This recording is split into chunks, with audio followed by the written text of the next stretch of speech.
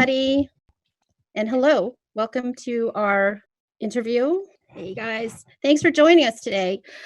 We're here live with Jason Cohen. This is day 3 of our 3 Days of Dog Changes a Lifetime interview series with Korean Canine. I want to thank you guys for tuning in to the first 2 days. And today we have Jason, who has been training with Korean Canine for the last 2 years. I've gotten to know him very well through his training of our dogs and the methods that he uses that works for our fearful dogs. So we're really happy to round this series out with Jason and his knowledge, and some of the questions that we're going to be asking him could, pertain directly to your dog. So it's really great that you're tuning in. And I think that many dog owners, not just our dogs, can benefit from learning what works and what doesn't work when you're owning a fearful dog or you're meeting a fearful dog. So welcome, Jason. Thanks for coming today. Thank you. So I'm glad to be here, honored to be here. One of the 3 amazing trainers, at least they are, helping out. So just also everybody on Instagram and Facebook, I'm going to do my best to look back and forth and answer everybody's questions. Using both these cameras is a little new feature for me, so bear with us as we go through that. So how would you like to start? Yeah, understandable. So I think since our topic today is going to be revolved around something that our rescue deals with on a daily basis, as well as a lot of people that have dogs, is fearful dogs and how we can help them overcome. What's the first thing that humans need to know about fearful or traumatized dogs and how to deal with them? So with traumatized dogs or fearful dogs, a lot of times we get stuck on the story. Especially with Korean Canine, a lot of times you know the story, which is great to understand, but that's where it stops. So the story, that's their past. We have to focus on the future and moving forward. The more we let them live in that past, live in that state of mind, they're never going to move forward. I know a lot of times we call dogs a rescue rather than a breed, and it's understandable.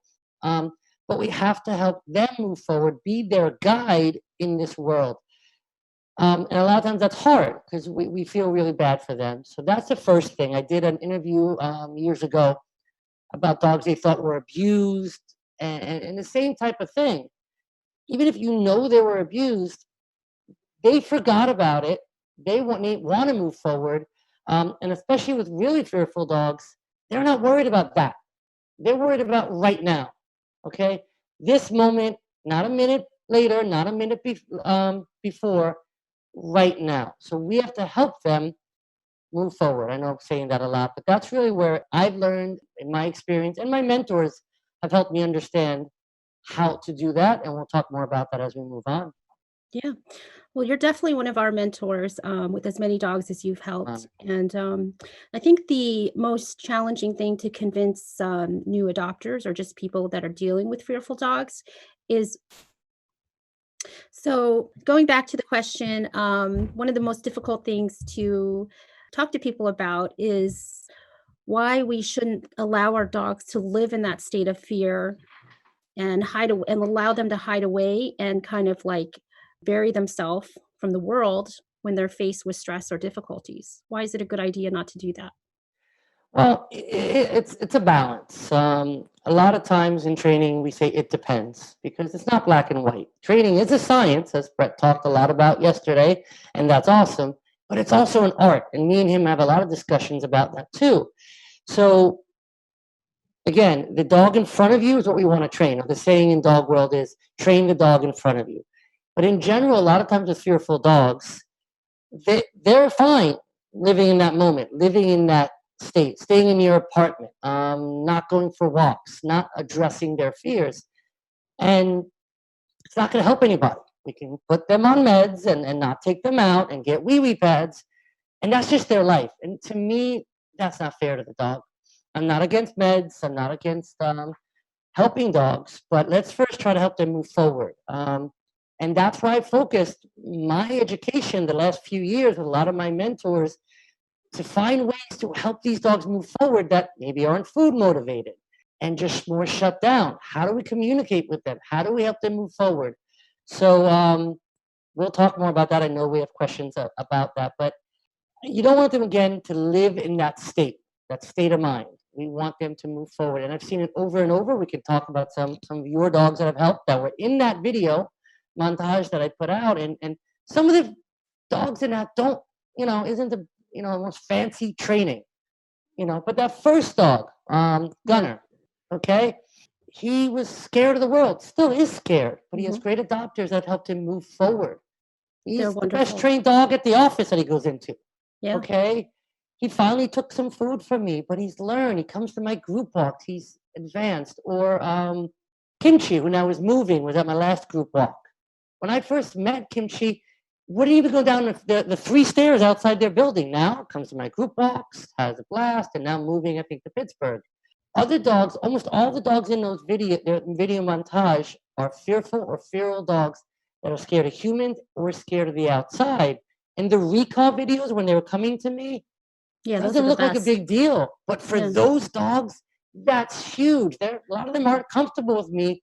And for them to run to me, that slow-mo, that dog Wyatt, my first meeting with him, he growled and like, I don't know about you. So seeing that is why I believe in what I do. Seeing them overcome their fears, nothing better. And that's what we have to help them do. Yeah, and I've seen just knowing the dogs personally coming in that video and seeing how they arrived coming in and then seeing them on recall, like this is how they were meant to live. This is what they were meant to do. And it's really important to give that to your dog and give them that sense of fulfillment that they don't have to be afraid to live in the moment. So it's a wonderful thing that you've done, and it's just really, really inspiring. It should be inspiring for everybody to see a dog that's been shut down respond that way to their owner or in the outside world. So let me just talk about one thing before you move forward. So the beginning of that video, Gunner, in that little pile of grass, I can post the whole one. We have a little fun with it. We went to do a recall lesson, coming when called. That wasn't going to happen. But we went, and something my mentor Nelson Hodges taught me, we just went for a walk on a long line. We followed him. We let him guide us and explore. And then we just sat down and he went away. He went into that grass patch and you could see he's hiding. Oh, safe, hiding. But that built confidence in him and the joy it brought in their owners. Oh, wait, we can come to the park. We can have a long leash and let him explore. Expanded all of their world with him. And now he even goes to a dog park. Not to get to dog parks, but he's having a blast. I think he's going to camp pretty soon at Eva's country camp. He's been to some of your events. Listen, he's not going to be the social butterfly at things, but he's getting to enjoy the world. And we'll talk also Cora that was in that video too. But those are some of the examples of how we can change their world by helping to change our mindset of how we help them. And the owners are going at the dog's pace, which is, so important to have that connection with your dog to know what pace that they need to go at. Now, you touched a little bit on why it wouldn't take treats from you. Yeah. How do you handle a dog that won't take food or treats from you? It's not easy. I love using food. As you've seen with the foundation work from Blake and the engagement and canine cognition from our Brett, it's great to use food, but I struggled at first because I'm used to using food and all those great things. But you get these dogs that they're too uncomfortable to take food. It's not that they're not food motivated. All dogs want to eat, but they're, again, not comfortable in a situation, so they won't take food. So what I learned to do is communicate in other ways. One is a lot more patience. A fearful dog will teach you more patience than you've ever thought you have. Then we use other ways to communicate. So a leash. I like using a slip leash, a martingale collar, or a lot of times the transitional leash from Canine Lifeline. I guess we might talk about that a little later. But I use that to communicate with them. And one of the videos I posted recently with one of your dogs called Dax is leash tension and active release. So by communicating them gently with the leash to say, okay, here's tension. You want it to go away, go into it. Okay, and we create a rocking motion. Once we can get them to move forward and follow us, we can guide them and lead them to do other things. But we have to take it so many steps back. Okay, the other thing I recommend, and again, I think Brett talked about this too, is using their food, their existential meal, make them work for it as much as possible. Again, slower steps. So feeding out of a bowl, listen, if they're not doing good in the crate, yes, you can feed them in the crate or do crate games if they'll do that. But simply having them eat out of your hand, simple, just feed them. I know Yeah. with Korean canine, you do the the frozen raw, right? And the honest kitchen. It's hard to train with that. So what I recommend is the honest kitchen makes a crunch. So it's the same food, and you can use that for training instead of treats. Stella and Chewy's, Primal, and other ones make a freeze-dried raw. And you can break that up. It's high value, it's their meal, it's not in addition to their meal, and you can train with that. And again, Stella and Chewy's makes a topper, which is easy to handle, or a crunch. So using that at mealtime or throughout the day if you're home, like now, you guys are home. You have so much time to dedicate to building that foundation of just working for their meals in so many different ways, and then that can work later. So Yes. here's a question that I think a lot of people have is what is the difference between working for treats and working for meals? How do you Okay. separate those two? Yeah. Well, yeah, you're working for both. I don't consider treats working for it. It's a reward, and it's great. It's motivating, especially higher value treats. Working for your meal, if you get your meal every day and it's just put in a bowl, you're not doing anything for it. You're not working for it, and you get treats. So your meal is something you need to survive. So we work for it. We need a paycheck to survive. Okay? So I look at your paycheck as your meal. A drink at the bar, that's a treat. A dessert, chocolate, something else that's nice to have but isn't existential. Does that help? Yeah. Okay. Yeah, that makes sense. And then once a fearful dog starts to become food motivated and starts eating, Yeah. what are some things that we can do to help them with some of like we see a lot of YouTube videos that you have that are counter conditioning after they've built their Mm-hmm. food drive? Yeah. When do they start that and what does that help with? Well, we do it in different ways. What I first like to do if they're taking food in the house. So again, back to what everybody else was saying yesterday, you have to start with little to no distraction. So start in your home. We're stuck at home now. So start by marking either with a clicker or the word yes. I use both. I like to start with a clicker, especially for counter conditioning and desensitization, because one, it's a marker, a sound that's going to be consistent to whatever all of us that we use in the home. Okay, it's not going to change, and it gets their attention a lot quicker in the situations we need it. And I can use it as I'm doing something else. So I like to start with the clicker to teach new behaviors and change associations with counter conditioned desensitization. I then move to a verbal of yes, and I like the dog to know both. Why? You might forget the clicker. You might just not get to it in time. And you want to make sure you mark the behavior as soon as it happens. So let me back up a little bit before I get into exactly what you asked. We first have to get them to understand what the marker means. So that's something anybody can practice at home now. Pick up any type of clicker. I like ones that aren't as loud. The box ones can be too loud, especially for fearful dogs. If they're scared of it, cup the clicker so it's even less sound, less Mm, loud. If they're like twitching or not into the clicker, don't use it. Move to just a verbal yes. But if you can use a clicker, just start. We call it charging the clicker, charging the marker. Click food, again with their meal. Then you can also do yes, food at different time. So they both have value. The more value it has, the more you can use it in different situations. Again, I remember Brett was talking about that as well. So once they understand what the marker is, we can use it to change associations with counter conditioning. So we want to mark as soon as they do it. So think about snapping a picture of the moment you want them to do something, right? We want to mark our dogs within 1.3 to 1.5, 1.6 seconds, depending who you ask, right? So as soon as they do it, mark yes or click. And then you have a bridge of time to give them that food. A big mistake a lot of people make is they wait till they get that treat or that food, then they mark. Then you're late. So we have to build an image library, photo album, whatever you want to take it as, of all the good things, good moments. If you're teaching a behavior like a sit or a down, when the butt hits the ground, right? If we're counter conditioning things, let's say a dog is, I'll get into fearful of something. I'll give you a story of my dog Karma to maybe help you in a little bit. Help everybody, sorry. But we want to mark the moment they do the right thing. Okay, so that's one way we do it to chain association. Sometimes dogs can't even get there yet.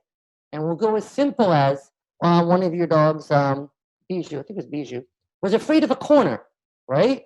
So once we got it walking well on the canine lifeline transitional leash, we went near that corner before the dog would freak out and just fed its meals, even in a bowl or through hand.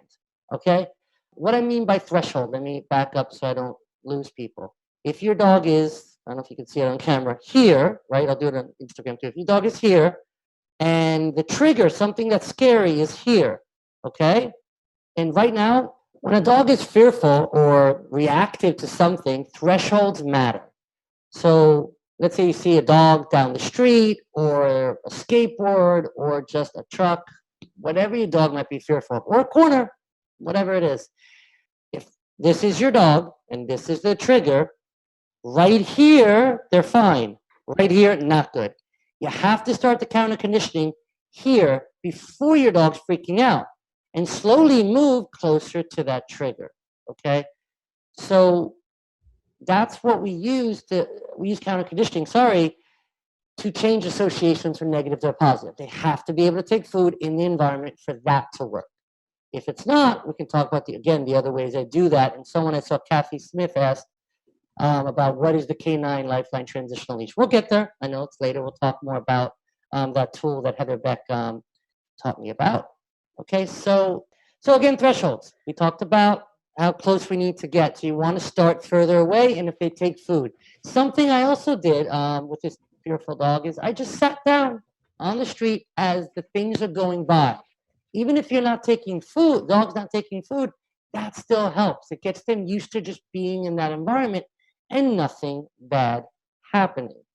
Something I do as well that, again, I learned from Nelson Hodges and also from Chad Mackin is either micro touches or a massage. One thing I'll do is I'll grab the dog's ear, the whole ear, and slowly massage it.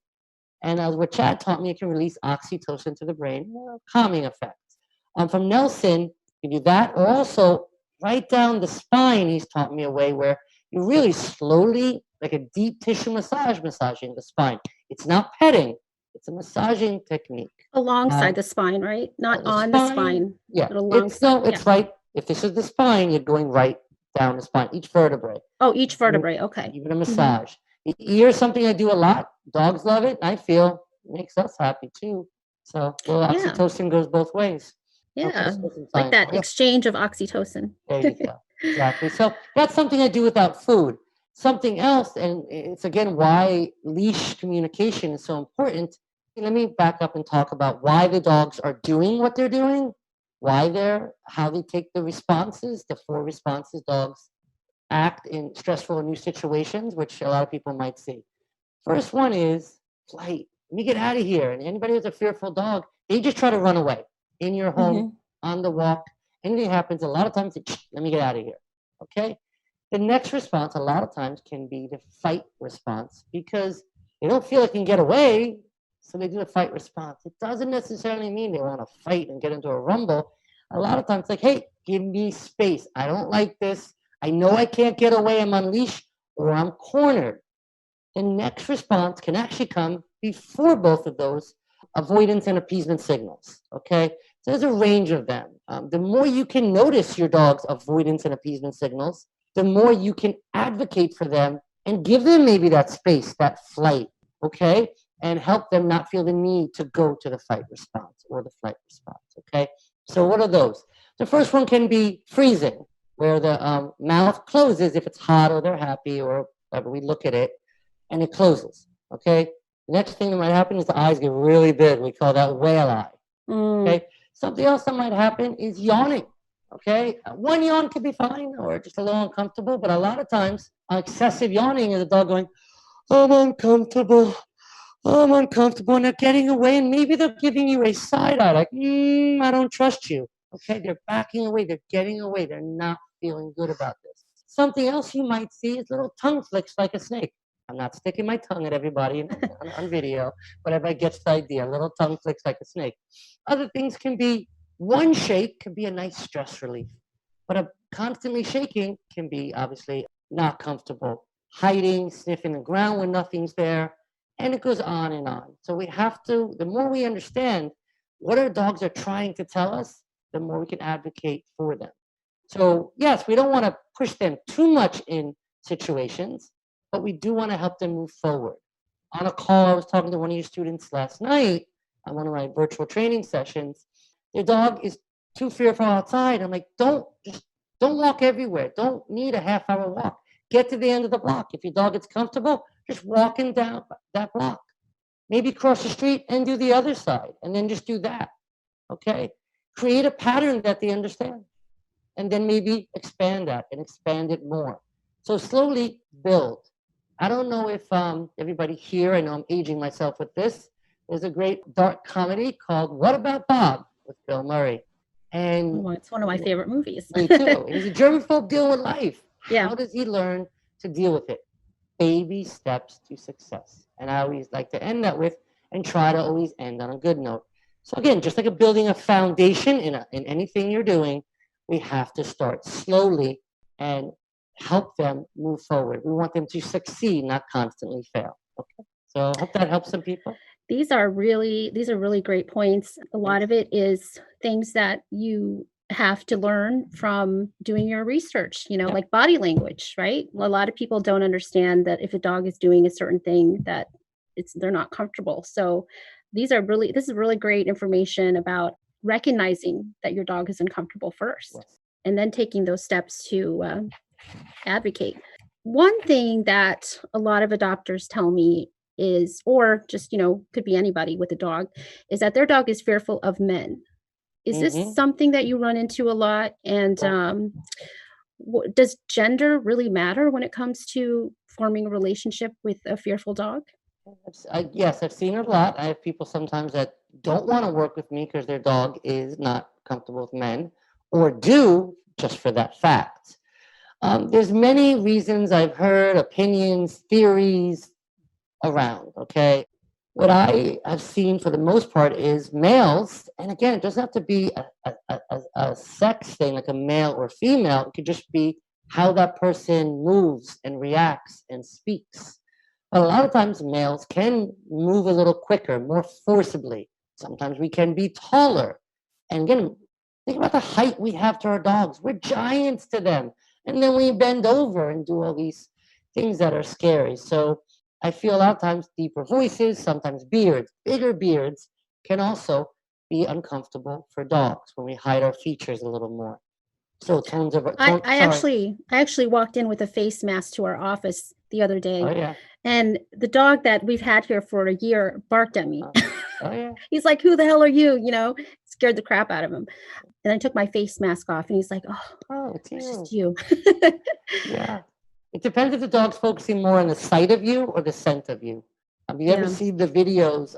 They're great from like a soldier coming home or someone that lost a dog. The dog will run by them. Woo, woo, woo, woo, woo, who are you? And then you walk up, like, they get their scent, they go, it's you. And all of a sudden everything changes. So sight shouldn't be their first response. It should be their nose. So sometimes Right. that's what's going on. I was Mhm. camping one time with my dog Cheddar. This is Cheddar's head right here. Mhm. And my friend came back from his campsite with a hat on. And Cheddar was like, woo, woo, woo, took his hat off. Hey, buddy. So covering eyes, covering our faces can cause reactions with dogs. So that's one of the things I do bring up. I Yeah. see. Other times, the voice and female voices can be softer. Another theory I've heard is when a lot of these dogs come into a shelter, right? A lot of shelters are more female dominated. So the first person that maybe gave them some love and some attention, affection, could have been a female. So these are theories I've heard, different opinions. So take it with The associations Yes. maybe with, yeah. Another question that people have is, they just got their new dog, or maybe they're dog sitting someone else's dog. How do they get that dog to feel comfortable and start bonding with that person? So something I talk about a lot and is the honeymoon period. So when a dog first comes into your home, there's a lot of changes, a lot of new things. So I'll talk about that and layers of stress. Those are things we can talk about that can help. So the honeymoon period is for the average dog about 21 days until they get comfortable in a new environment. As I was speaking with Nelson again, he was telling me that's on average. It could be a lot longer for more fearful or feral dogs until they get comfortable. The biggest mistake people make is trying to do too much too soon. And a lot of times, again, Brett was talking about the no touch, no talk, no No excitement, affection. no Yeah. affection. That's part of it. I mean, it's hard. I get it. One of the examples I like to give is a lot of times these fearful dogs, especially in the beginning, are more introverted or like a friend that's an introvert, right? Take that friend to a big party with a lot of people, they're just going to hide in a corner. But if they have their small group of friends that they're comfortable with, different person. So you got to become that person. Something Nelson again taught me was the first thing they have to learn is to trust you, the person there. The next thing they have to learn is to trust the environment. And lastly, trust you in the you in the environment and then the environment. So back to practical things to do. When the dog first comes home, have a crate, okay? Have a house leash. I know we talk about this a lot, and people are like, why? So the crate is their own safe space. I know it's like, well, maybe they were in a crate a lot or this, and that. That's their safe space. Especially Okay? if they came from a dog meat farm. I get that question a lot. Yeah. Yeah. I've seen it also with dogs from other parts of different countries that they say, you can't crate them. You're taking away their sense of security. And even if they don't like it right away, it helps when you travel and many other reasons. Crates are great. We're not going to get too much into crates. So get the crate, let them decompress. Also, anybody that's also wondering, on my adopter guide, there's a lot of this written out to help people that are just starting out. But the honeymoon period We'll post is the adopter guide really link. giving them time to settle in, decompress, take things in, take things slowly. And I also say, just like Brett was saying today, is I just say, play hard to get. That person that you like, if you're pushing all over them, they're like, I don't know about you. But if you play a little hard to get, they'll maybe be a little more interested. I know Brett was talking about sitting down for 45 minutes till a dog came over. I think that's wonderful. Something Nelson talks about is just be with your dog. Let them come to you. And that's the problem. Everybody wants to give them all the love, give them all the affection, and that's just not the best way, especially with a fearful dog. The house leash that I mentioned. Mm-hmm. We talked about flight. They're gonna go run. They might run away from you. They might hide under something, and you can't get them out. A house leash should be a small, light leash. Even if it's a larger dog, a small dog leash is what I recommend. You can even cut off the end, or a piece of twine or rope with a carabiner, and have them at all times have that in the house. Different times we'll talk about later about guiding them through.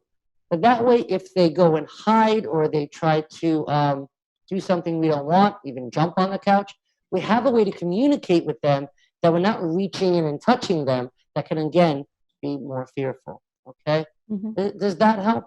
Yeah, makes sense. So we talk about communication, and a lot of times, like we said before, treats are not going to work with fearful or shut down dogs. Let's talk about tools. There's a lot of different tools out there Yep. that we can use for dogs. What do you find helpful when walking dogs outside? Because I noticed that a lot of the dogs can be doing well indoors, but when they go outside, it's a completely different story. How can we use those tools to help them outside? Okay, so first of all, tools are there to help us communicate. Okay? What tool we use depends on the dog and the owner. I mean, a lot of times I can help the dog on a slip leash and martingale with my leash handling and understanding and timing. That might not be the same for the adopter, the pet owner. Okay? So sometimes we have to use different training tool to help. I use all kinds. I'm gonna use everything from a martingale, which is those collars that get a little smaller. That's a martingale. Also for everyone, if your dog has a martingale, it should fit snug before you tighten it up to communicate properly. I do use pinch collars with the inward prongs. Okay, they basically, I'm getting the word right here, but they amplify the communication. It doesn't hurt the dog necessarily, but it amplifies the communication. Okay. I use slip leashes, just a leash that has a stopper and gets smaller. Okay. Another leash or tool I use is a head halter. It could be a halty, a gentle leader. I like the halty better and other ones because it has a backup and the way it releases pressure. But I like to use, for the most part, Heather Beck's Canine Lifeline Transitional Leash. I know Kathy was asking about that, and maybe I can grab one to show, but we can put the link. Yeah. It's a slip leash, okay? But also, there's a ring in it that opens up and goes over the snout. Dogs have a calming pressure point built into their snout. So by having pressure on there, we can help get them to a calmer state of mind. It's Right. not just the tool. Some dogs, you put the tool, great. Other dogs are going to fight it. So I usually recommend, if you're going to use these tools, work with a trainer, whatever tool, to help guide you to use them. So for the Canine Lifeline Transitional Leash, it's just not just the leash. I want to be very clear about that. It's part of Heather Beck's system with the leash, how we communicate with it. One of the ways I use it a lot of times in her system is step one, we use gentle pressure up to the butts, goes down. So it's a tactile communication for when the dogs are in that fearful situation, calm down. And we start that in the home. Step two is we move forward and back to that leash communication. Then there's other steps. But we have to have more patience than the dog has perseverance. And that goes back to what I mentioned before about they're going to challenge you. And you're like, well, I don't want to go for the walk. I don't want to come out of the crate. I don't want to go in the crate. So a crate is a tool too. Leashes are tools. I use interrupters for tools too. So tools come in many forms. Our voices are a tool. Our body language, how we communicate with our dogs, is another tool that we don't realize. A lot of people don't realize we're actually using, and I can show some videos on that too. Okay. Yeah. When we talk about tools, and you mentioned the Canine Lifeline Transitional Leash, it's something that we've used to get our dogs walking when they first come in.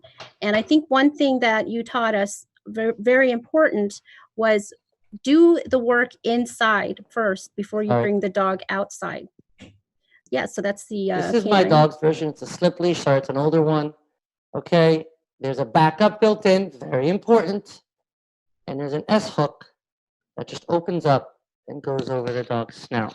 Okay?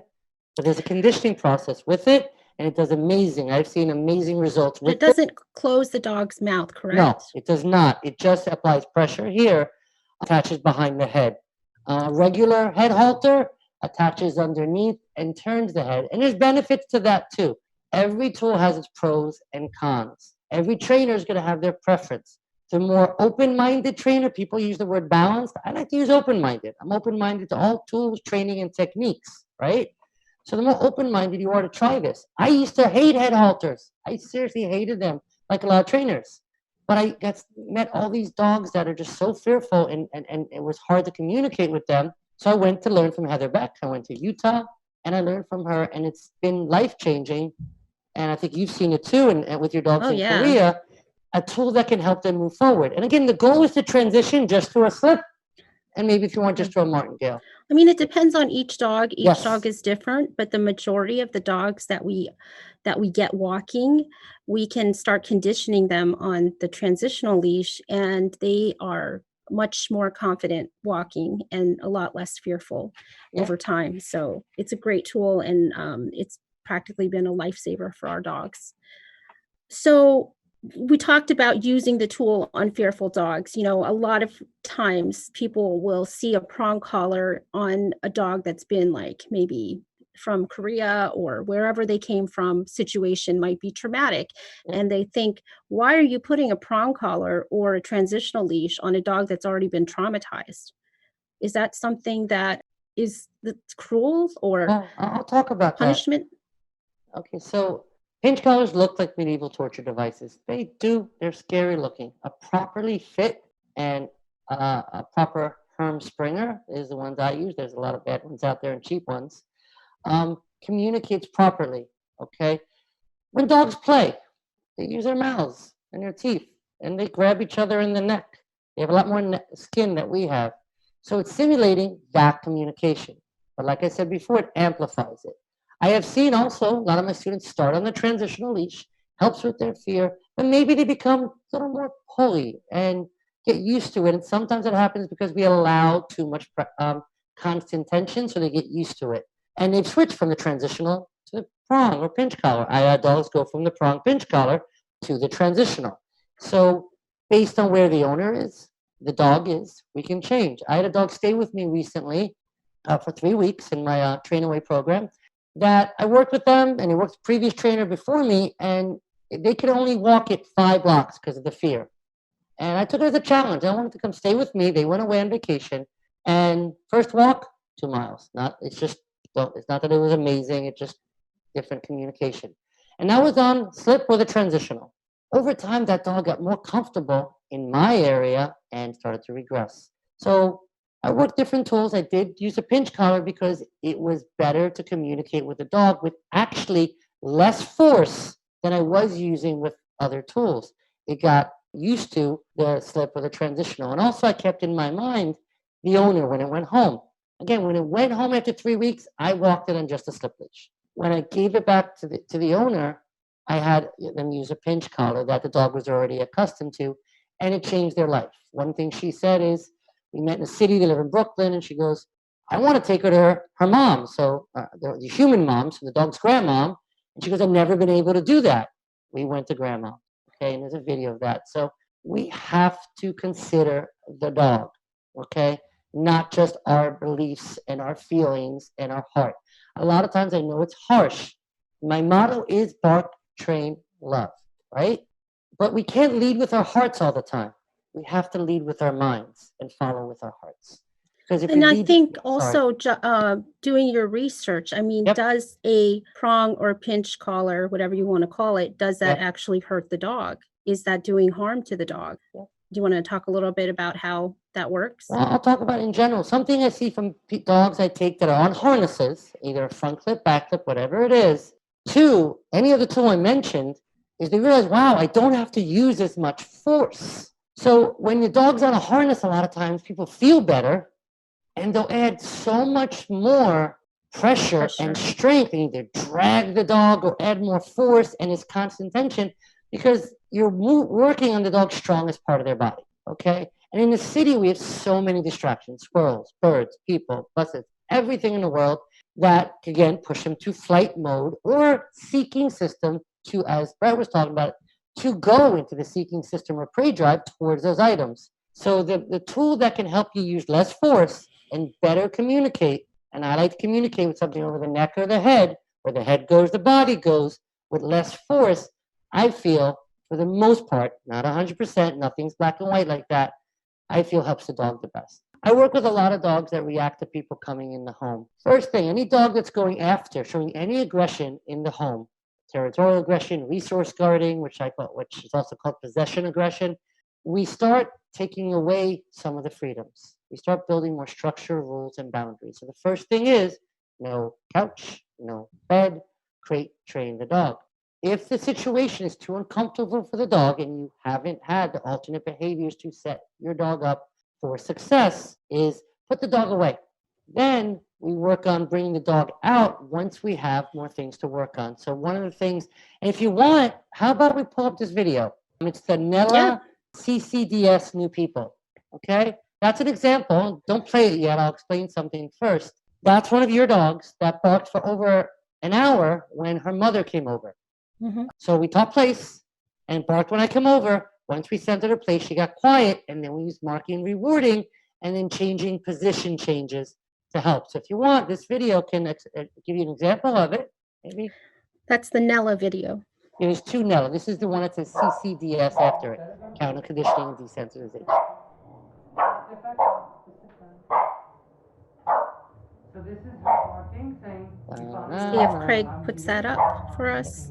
I'll explain a little bit more. The other video I have, oh, there it goes, putting it up. So now, this is what you do when friends come over. I'm sitting here and the dog is bark, bark, bark. This is in place yet. It just went to the bed, okay? This is the photo, right? And it bark, bark, bark, bark, bark, right? Okay. Then what we do is now she put her in place. Now there's a difference. It's on now. I don't know if the sound's on in the video. If not, I can just explain. And then give her a treat. Is there sound? Get. I'll just explain. So what's going on here is then I change position. I stand up, I sit down. Change your position can trigger a dog. Every time I do that, she's clicking and rewarding. Okay? Me moving away towards all is So, this is how you interact with your friends. basically You hang out, forms you of sit triggers. there, So she, and as you then can see, bark click reward food, your click choices, food. and she's And not that's as how I like worried to as click she her. was She can barking just keep earlier, clicking and right? rewarding You and saw as soon watch as you me. put her in the place, Okay? barking stopped. So you She goes, can do "Oh, this with I'm friends a safe over. place. I got some I'm gonna water, move I'm my sitting dial, down, we're right?" marking, rewarding. So now she's calm And and that relaxed. timing I'm is gonna walk important. again. Okay? As soon as I do the change of position of movement, you have to mark and reward. And last I heard, Good. with So now, this, if she friends is doing great with new people. She does not She might worry be about barking a me little bit trying at to people pet in the her, reach hallway, into her, but and hang out. And if you leave a Yeah, clicker, we saw Nella. if you We can saw Nella talk, at an event they we can have stopped a by recently. conversation, They said right? she's doing And really you well keep with that. clicking So and thanks rewarding for your helping can you us. talk a little bit about her breed? Remember to click and then reward. Mello is a Sapsari. It's a So now Korean stop rewarding, miniature good. sheepdog. So, you want her Kind to of get a back in your lap. You don't different want breed to they mark have and over reward there, and just have her sitting there and not it's What is it bred to do? it's and then just good.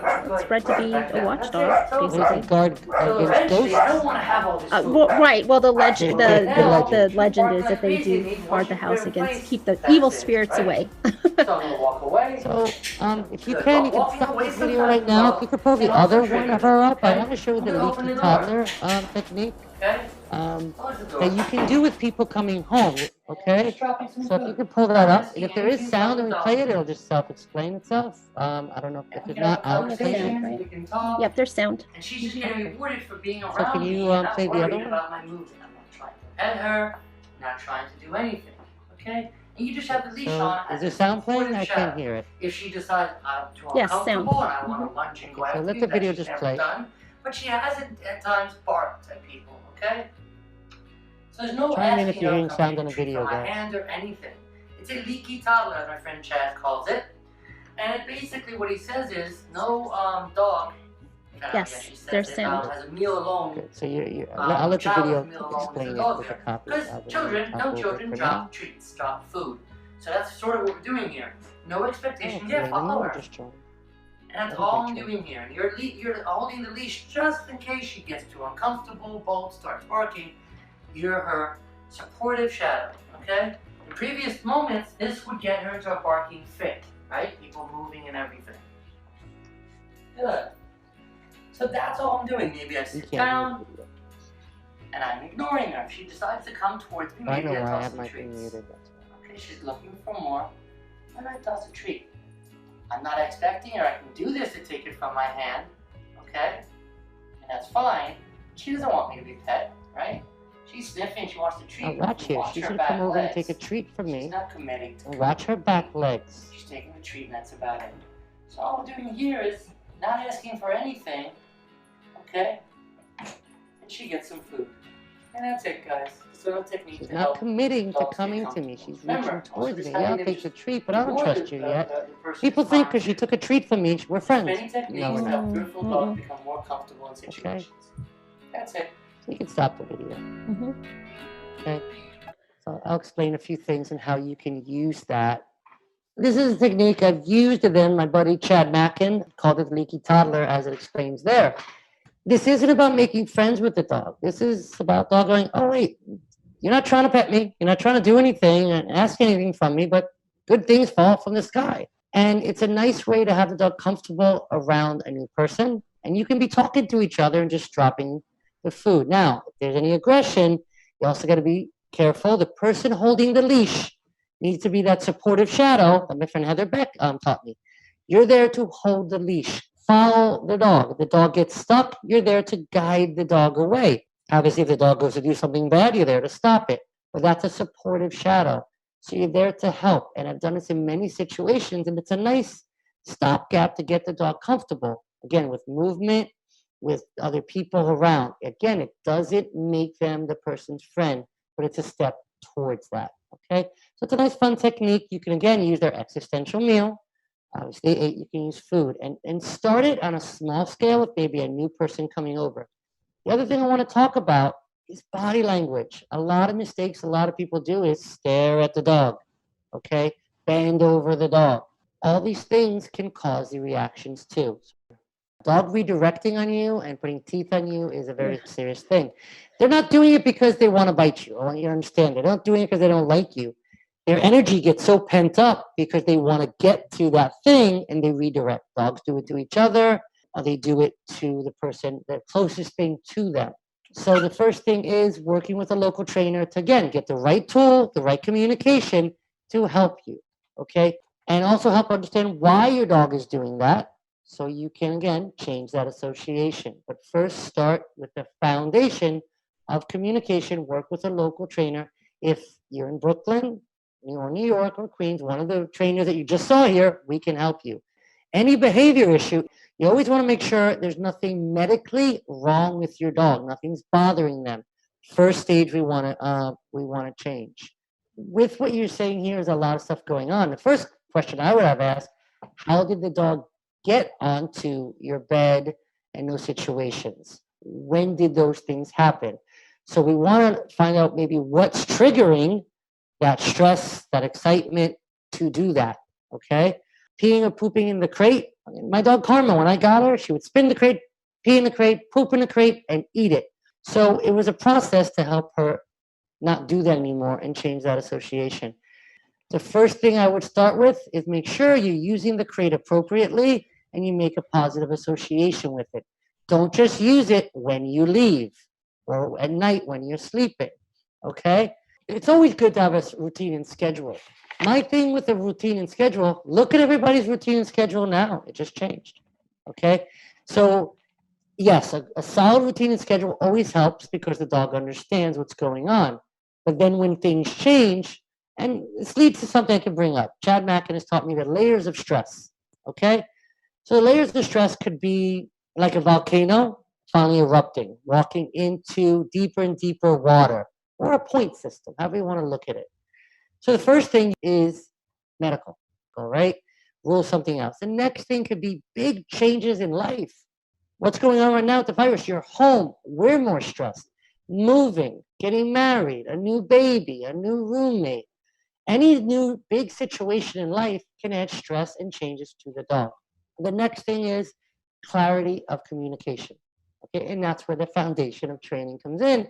So you can be clear what you're asking the dog. You saw my dog Whiskey, okay, the big guy. He stood up and shaked. He wanted to get off the place bed and probably go sit somewhere else or just lay by me. And because he understands what I can say verbally, I can just say, not right now, lay back down. And then he's good. He's back to sleeping. Okay, so those are part of the layers of stress. I might be missing one, but those are the main ones that to think about and problem solve through it. You went through medical, any big changes, okay? How is your training and communication with the dog? And then we go from there. Okay, structure, rules, and boundaries dogs thrive on. So that's something that always helps in a lot of these situations. So we're getting close to wrapping up, Jason. I just wanted to give you an opportunity if you wanted to show any more videos that are related to some fearful dog training that you've done.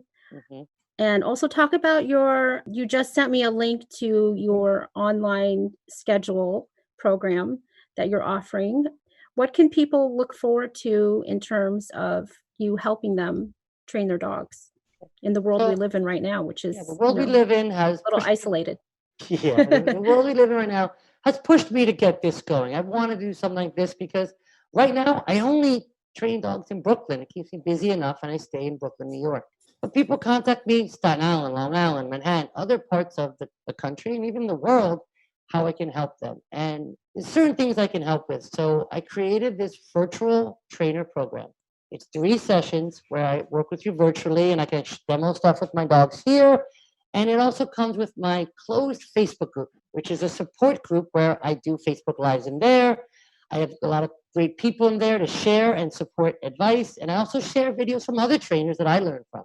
Also, you get access to my online training tutorials with video tutorials from lessons and text to go with it, and online email or even phone support at times. So I'm gearing it towards mostly brand new adopters. You just got a dog. What do I do? So I have my adopter guide. So this is to come through that to take it to the next step. How do I set my dog up for success? How do I teach them the basics and the foundation to have a calm dog in the home and a calm dog on a walk? the best we can do. So I'll do a lot of that from here, and also working on maybe going outside if I'm allowed, and also show some lessons with my dogs out there. As it progresses where we can go outside, I also will probably include in other lessons. But that's what I'm setting up, and I hope it can help people. That's really why I wanted to create it, to take that stress and the fear of the unknown when you first get that dog. One of the things I say in that is people get a dog, that honeymoon period's over, and the dog's a different dog. Now it's more vocal, never barked. Now it's jumping on anything. Now it's eating everything. Let's not wait till it gets there. Let me help you before it gets there, set you up for success. And that's the goal of that. And then after that, you can still work with somebody locally, and more than happy to recommend someone there too. Yeah, I think that's what's great about you, Jason, is that you're not just saying, hey, just talk to me. I can, help all the dogs. You're telling people, come to me and I can recommend somebody if I can't do it to help you. This is not about you as a trainer. This is about helping the dogs. And that's what I, appreciate the most about you, is that you're not just about you. You are about helping the dog. That's why I got into this. I mean, I was in advertising for 20 years, did pretty well. And I left this because I saw so many rescue dogs being returned for no reason, not things that were hard. And I felt with a little guidance and help, I can help keep these dogs in home. Obviously, we can't keep all of them, but we do our best. And that was my goal then, and still my goal now. And it's not about me. It's who's the best person to help you, best trainer. And that's really the goal. So we appreciate that. Since I started Korean K9, I've needed a lot of training help, a lot of recommendations, and you've always been there to give it. Sometimes, it's not always what we want to hear, but of course. it's what works at the end of the day.